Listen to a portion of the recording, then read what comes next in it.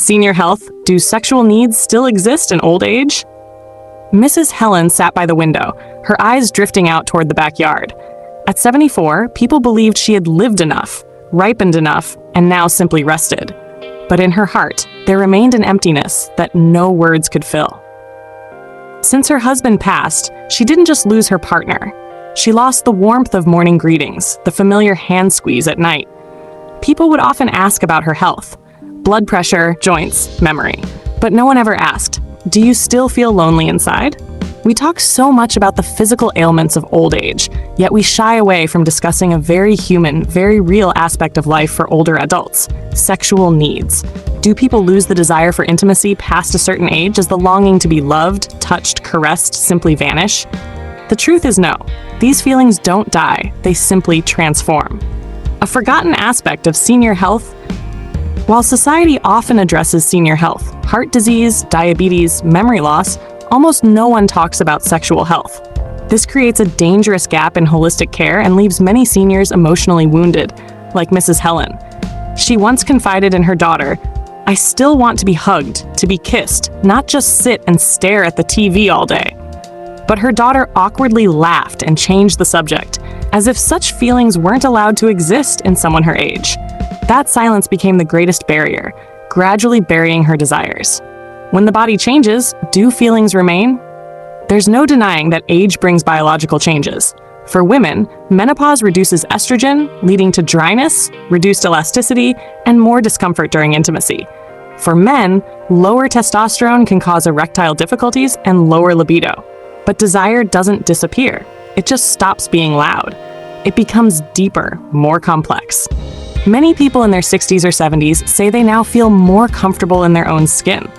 They're no longer anxious about performance and only wish for someone to sit beside them in silence or hold them through the night.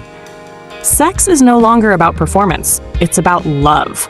Mr. Mark, 82, now lives with his second wife after his first passed away from cancer. He recalls nights when they simply held hands without saying a word and still felt deeply connected. When I was young, I thought sex meant doing something. Now, just lying beside her, hearing her breathe is enough peace, he smiled. Intimacy in old age isn't about technique or fiery passion. It's in the gentle touch, the knowing glance, the softest words. And sometimes these are things the young have never known. Silence is not the solution. Many seniors, like Mr. and Mrs. Mark or Mrs. Helen, admit they often feel invisible. When they talk about love, their children avoid the topic. When they show a need for closeness, their friends mock them, so they stay silent. But that silence only deepens the loneliness.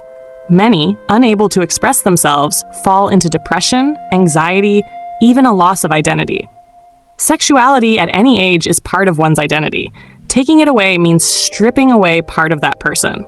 When the body becomes an obstacle, can love still bloom? Yes, there are real challenges. Chronic illness can limit movement. Medications may affect libido. Grief over a lost partner may prevent emotional openness. Living with family or in nursing homes often removes privacy. But the good news is, all these barriers can be overcome if we choose to face them.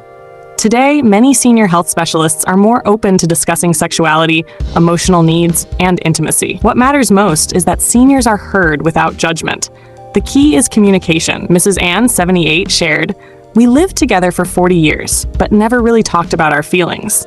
Then one night I said, 'I feel very lonely,' and he cried." One honest sentence opened a door that had been locked for decades. Communication rekindles closeness. It revives what once seemed cold. It becomes a bridge between two quietly aging hearts. Loving yourself means nurturing sexual well-being. Taking care of sexual health in later years doesn't require anything complicated. Sometimes it's just staying physically active, eating well, especially greens and omega-3s, using lubricants or adapting gentle positions, consulting a doctor or therapist if needed. Caring for sexual health means caring for emotions, and nurturing emotions means nurturing life. Don't let stigma destroy love. How many of us have said, "What's the point of love at that age?" And those seemingly harmless words have caused countless silent heartbreaks. The truth is, love has no age. The older we grow, the more we need hugs, gentle touches, and to feel we are still worthy of affection. Senior health isn't just about medication. It's about granting oneself permission to continue loving. Love can begin again, at any age. Mr. David, 83, lived alone for 15 years after his wife passed. Then he met a 70-year-old woman at a ballroom dance class. They began again, with a hand held, a quiet dance. She made me feel like a man again, he said. No age is too late for love.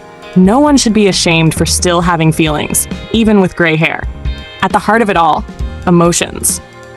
When we speak of sexuality in seniors, we're really talking about living authentically. To touch someone isn't just physical. It says, I see you, I choose you, I need you. Older adults don't need wild passion. They need to feel alive, to love, and to be loved. And only when society acknowledges this will senior health be truly complete. Conclusion: love doesn't grow old, it changes color essence. So do sexual needs still exist in old age? The answer is yes. They may be quiet, gentle, sometimes just a glance, but they are very real. Senior health isn't about just surviving, it's about living with emotions, with love, with hope. And as long as the heart still stirs, it's never too late for love, because the need to love never grows old.